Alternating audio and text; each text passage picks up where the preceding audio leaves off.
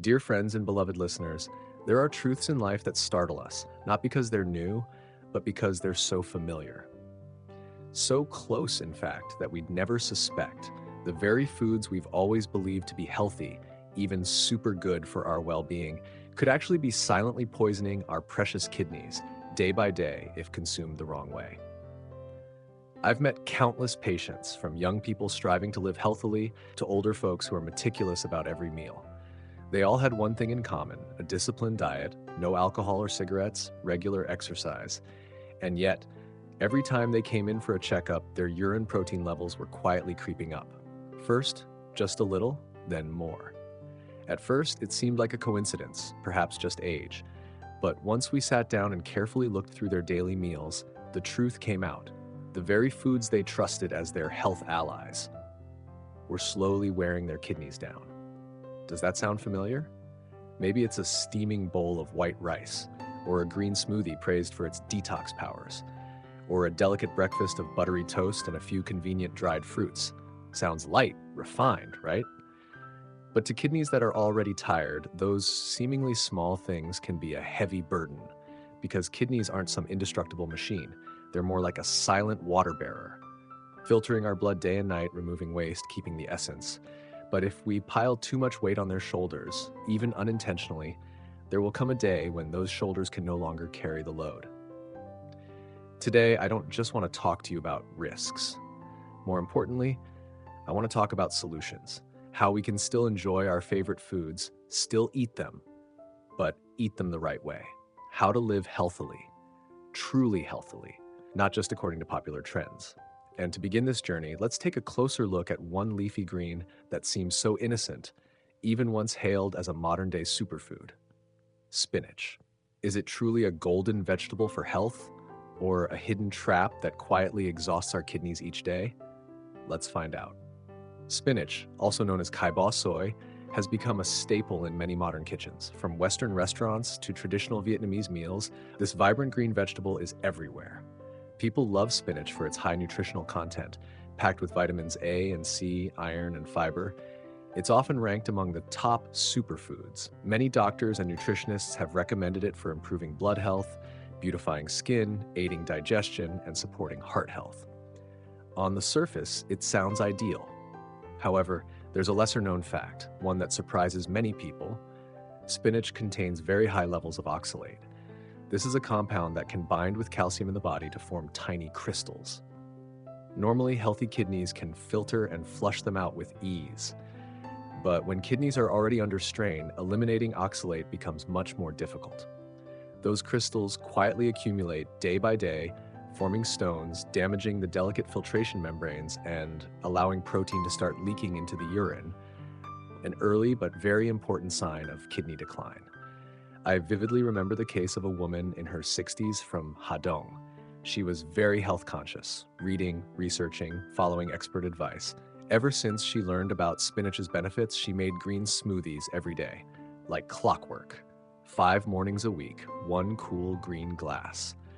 But during a routine checkup, her urine protein levels were above the warning threshold. Ultrasound showed kidney stones in both kidneys. She was shocked. After all, she'd always believed vegetables were good for you, especially clean superfood ones. But as she wisely put it, sometimes what we believe is right might not actually be right for our own body. This calls for a more clear-eyed reflection. Spinach isn't a bad vegetable, but it's not suitable for everyone, especially when the kidney's filtering function has begun to decline. Consuming spinach regularly and in large amounts, particularly raw or in smoothies, can unintentionally put pressure on the kidneys. In such cases, even something good can become a burden. So, should we eliminate spinach from our diet entirely? The answer is no. If your kidneys are still healthy and you consume it in moderation, you can still benefit from this vegetable. But take note, it's best to boil it thoroughly and discard the first batch of water to reduce its oxalate content.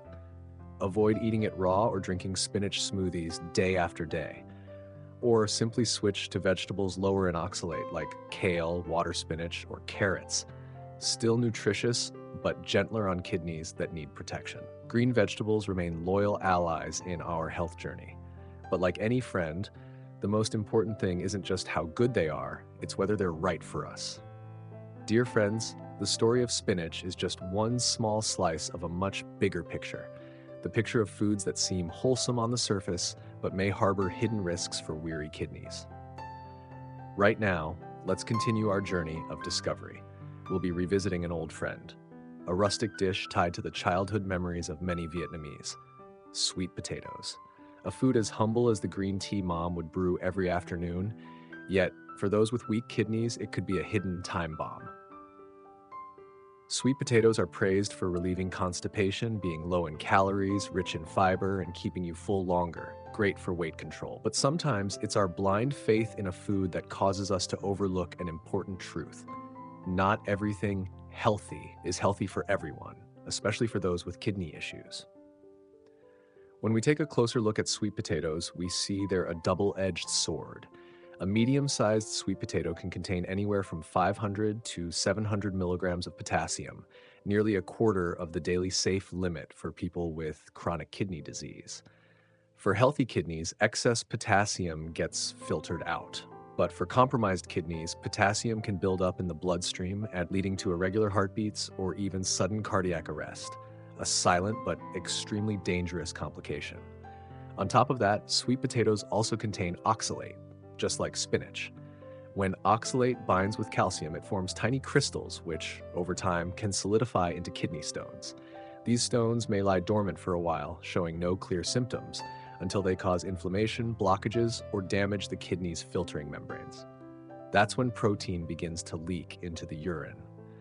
A sign that may seem minor, but it's the first alarm bell of declining kidney function. I'll never forget the story of an older gentleman from Bến Tre. He lived a simple, healthy lifestyle. No alcohol, no smoking. A friend told him that sweet potatoes help cleanse the body, so he replaced rice entirely with sweet potatoes for 3 months. Boiled sweet potatoes in the morning, roasted ones at lunch, sweet potato porridge at night. At first, he felt lighter, his digestion improved, and he was happy. But then fatigue set in, his limbs started swelling, his appetite dropped, his sleep became restless. A medical checkup revealed elevated protein in his urine, stones in both kidneys, and clear signs of kidney decline. He was stunned. He never imagined that such a familiar food could lead him down this path. Many others also enjoy sweet potatoes as a trendy snack, deep-fried, roasted with the skin on, or shaken with cheese powder. These preparation methods can preserve or even increase the oxalate and potassium levels, not to mention the added salt and oil, two things that are especially harsh on already overworked kidneys. Sometimes, just for the sake of switching things up, we unknowingly add more strain to an organ that's already working overtime every day. So what should you do if you still love sweet potatoes? The answer is there's no need to cut them out completely, but you do need to use them wisely. Slice them thin, soak them in water for several hours before cooking to reduce oxalate levels.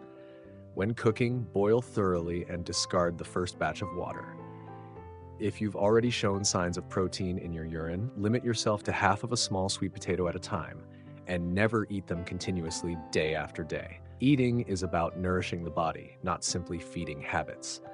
And for those with weak kidneys, every meal, every dish must be chosen with care. And dear friends, if sweet potatoes are the food of the countryside, then white rice, a steaming bowl of fragrant rice, is the symbol of abundance, of family, of warmth in every Vietnamese home. But for someone with early signs of kidney decline, could that comforting bowl of rice still be a healthy staple? Or might it have become an unexpected threat? One thing few people notice is this: rice, whether white or brown, can be contaminated with arsenic, a highly toxic heavy metal that may accumulate in the body with daily consumption. This isn't due to dishonest producers. It's the result of polluted soil and irrigation water, especially common in floodplain farming areas. Over time, arsenic builds up in the bloodstream and becomes a toxic burden, especially for the kidneys, the body's overworked filters, already straining to protect life. Many assume that switching to brown rice is the healthier choice, but the truth is, most of the arsenic is concentrated in the bran, the outer layer of the grain, which brown rice retains. While brown rice is more nutritious, it also holds the most toxins if not grown in clean soil. White rice, on the other hand, is more heavily milled and thus contains less arsenic, but it has a higher glycemic index. Regular consumption, especially by those at risk of diabetes or on medication, can cause blood sugar spikes. And in a vicious cycle, high blood sugar damages microvessels, including those in the kidneys, leading to injury and protein leaking into the urine. I remember a man in his early 50s from Kanto. He had been a strict vegetarian, very careful with his diet. For 8 straight months, he ate nothing but brown rice with sesame salt, light, clean, oil-free. Yet, when he went for a checkup, his blood arsenic levels were well above the safe limit. His urine test showed proteinuria, and the doctor diagnosed stage 2 kidney disease. He was stunned, not because he'd done anything wrong, but because what he thought was right turned out not to suit his body at all. So should we give up rice completely? Absolutely not.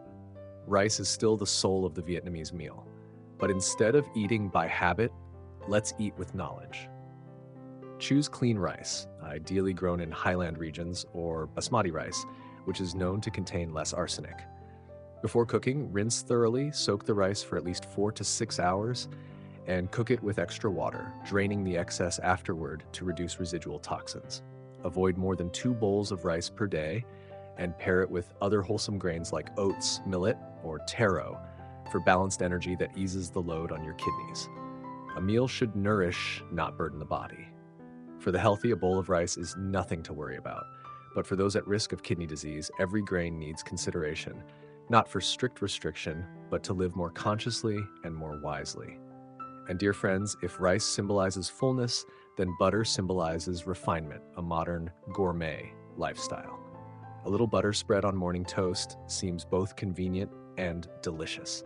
But is that creamy flavor truly gentle on kidneys already working silently every day? Let's continue our journey to uncover another truth hidden behind the seemingly wholesome charm of butter. Animal-based butter, with its rich and tempting flavor, actually contains high levels of saturated fats and cholesterol. Once inside the body, these substances not only raise blood lipid levels, but also gradually increase blood pressure. For the average person, the effects might not be immediately noticeable, but for someone already showing signs of protein in the urine, the delicate microvessels within the kidney's glomeruli are highly vulnerable. These vessels can crack under pressure, damaging the filtration barrier and allowing even more protein to leak out. That's when the kidneys begin to sound the alarm, quietly but relentlessly. Many people think, if animal butter is bad, I'll just switch to margarine. But the truth isn't that simple.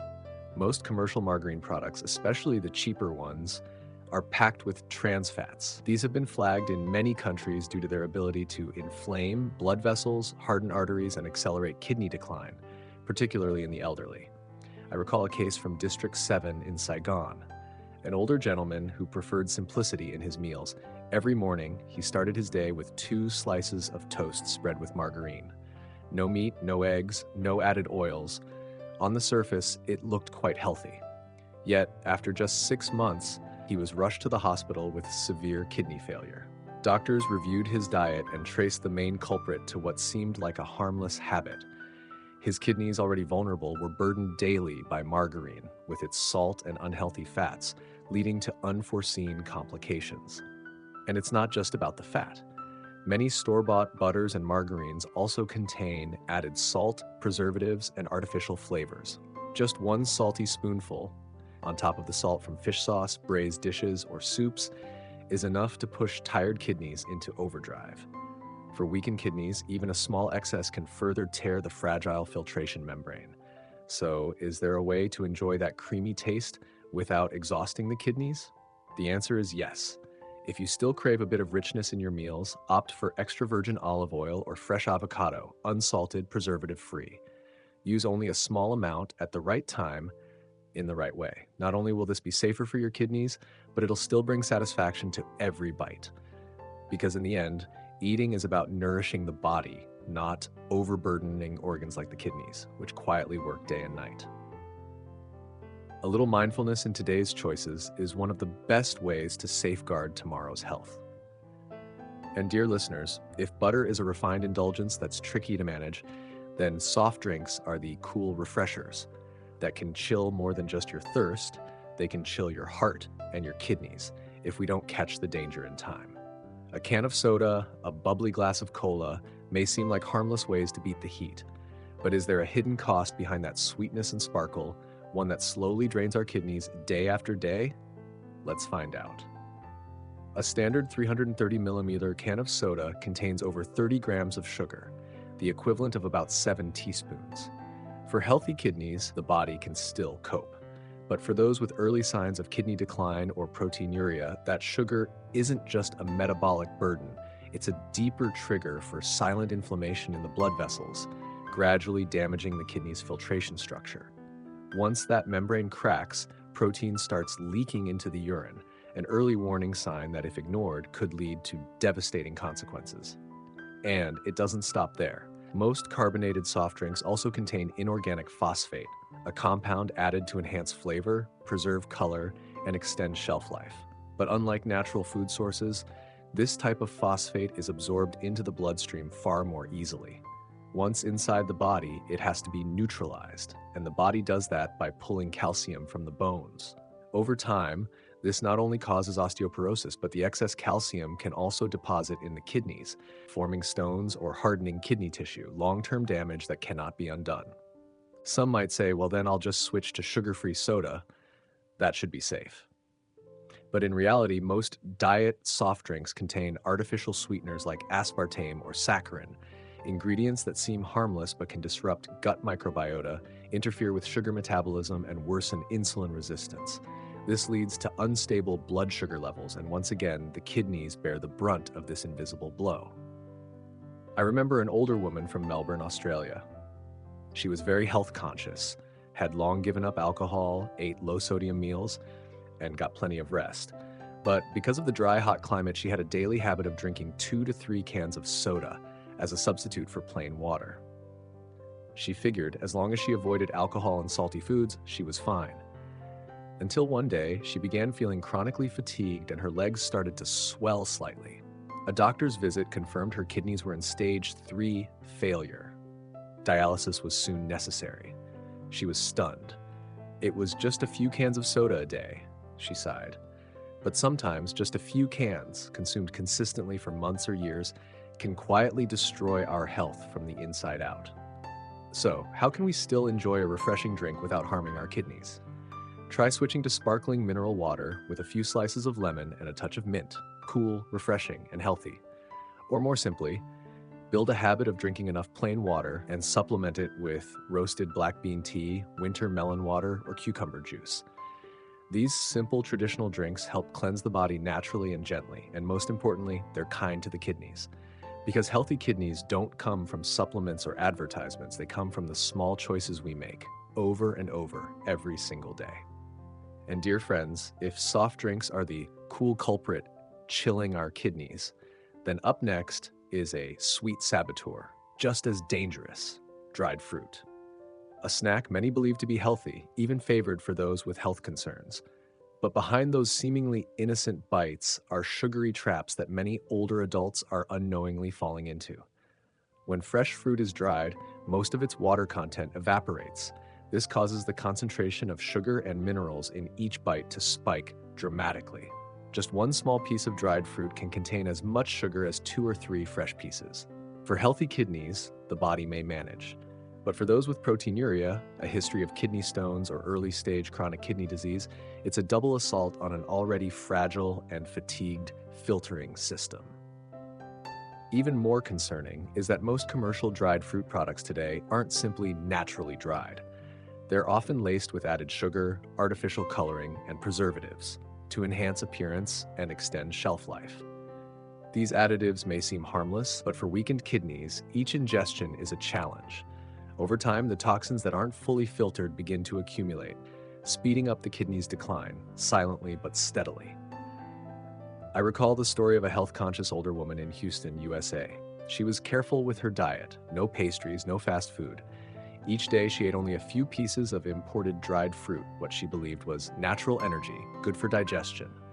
But after a year, during a routine checkup, she was shocked to find her proteinuria levels had spiked, her blood sugar was high, and her kidney function was visibly deteriorating. Listening to the doctor's explanation, she sat in stunned silence. realizing that those sweet little bites may have been the final drop that overflowed the cup of a kidney that had quietly borne the weight of life for so long. So, is there a healthier way to enjoy sweetness? The answer is yes, you can absolutely enjoy sweet fruits. Just choose fresh ones like apples, pears, grapefruit, or guava. These are rich in vitamins, high in fiber, and lower in fast sugars. If you really enjoy dried fruit, go for those with no added sugar, no preservatives from reputable brands, and only eat a small amount every other day. Don't make it a daily habit. Snacking is meant to bring joy and pleasure, not to make your kidneys pay the price for unconscious indulgence. Dear friends, after revisiting 6 seemingly harmless foods that may quietly burden tired kidneys, many of you may be wondering, what can we do to help our kidneys recover? Do we need supplements? Do we need dialysis or strict diets? Not necessarily, because right now I'd like to share with you a simple kidney detox method. Easy to do at home, no medicine required, no cost involved, yet incredibly effective, especially for middle-aged and older adults who are starting to worry about their kidney function. If practiced regularly, this method can allow your kidneys to rest, to cleanse themselves naturally, gently, and sustainably. One of the most effective ways I've ever seen is simply adjusting how we drink water each day. It may sound too basic, but it's exactly because it sounds too simple that many overlook it or do it wrong. We often wait until we're really thirsty to drink, or we hold back out of fear of nighttime bathroom trips. And day after day, our kidneys continue working in a state of dehydration, like a dry millstone spinning under strain, turning without enough support. Kidneys don't cry out in pain, they don't complain, they don't make noise, but they're always there, filtering every drop of blood, carrying away every bit of waste. And when we don't give them enough water to dilute the blood, to keep the flow smooth, we're slowly wearing them down from the inside. Small debris that doesn't get flushed away begins to stick, to crystallize into stones. The delicate filtration membrane, already thin and fragile, becomes dry and brittle without water, easily torn, allowing protein to leak into the urine without us ever noticing. That's why if there's one thing you should do each day, it's to drink water properly. Not just to meet a quota, but to drink steadily, spread out from morning until late afternoon. Don't wait until evening to catch up. Don't wait until you're thirsty. Don't gulp it down in a rush. Sip small amounts, a little each hour. That way your body won't go into water shock and your kidneys will be nourished gently and sustainably. I once followed the case of a man in Dalat. His urine showed a slight increase in protein. He didn't take any medication. He didn't drastically change his diet. He simply drank water regularly each day, adding in mild herbal drinks like diluted roasted black bean tea and light winter melon broth. 3 months later, his protein levels dropped significantly. His health improved. The doctor was surprised, but I wasn't. I've seen it happen many times before. Often, we assume healing must involve medicine, a prescription, a regimen, something elaborate. But in truth, the body has its own ability to heal. The real question is whether we're patient enough to give it the chance. Drinking water, something everyone can do, when done mindfully, consistently, and with care, may be the gentlest detox medicine for our quietly loyal kidneys. And dear friends, there is no gift more valuable than a healthy body. And that kind of health doesn't come from anything grand or complicated. It comes from the small but right habits we repeat every single day. A glass of water at the right time, a moment of truly listening to your body. Sometimes those are the things that make the difference between exhaustion and ease. If there's one thing you take away from today's message, I believe that even just starting tomorrow, if you remember to drink a few sips of water on time to care for your kidneys just a little more, then you've already planted a seed of healing within yourself. And I believe that seed, if nurtured daily, will grow into an old age free of illness, into a life that feels lighter and more complete. Dear friends, we can't replace our kidneys like broken machine parts, but we can absolutely change how we live, how we eat, how we drink, to protect them every single day. Because kidneys aren't something we wait to treat until they hurt. They need quiet care, just like the quiet way they've carried the burdens of our bodies all our lives. There's no need for miracle cures, no need for expensive prescriptions or overly strict diets. What we need is often just a bit of right understanding, a bit of timely attention, and a decision sincere enough to begin change. A meal chosen more wisely, a glass of water drunk on time, a habit gently adjusted. These small things done with consistency will become a strong shield for our long-term health. What truly matters isn't how much we know, but whether we act in time. And if you've listened this far and felt something stirred gently inside, then I believe that's the best sign it's time to begin. Tell me, where are you listening from? A peaceful village in the Mekong Delta, a cozy apartment in the heart of Hanoi, or from distant corners of the world like Australia, Canada, the US, or Europe? Please leave a comment below, not just so I can send a personal greeting to each of you, but so we can all see that no matter where we are, health, life, and human connection are what truly unite us.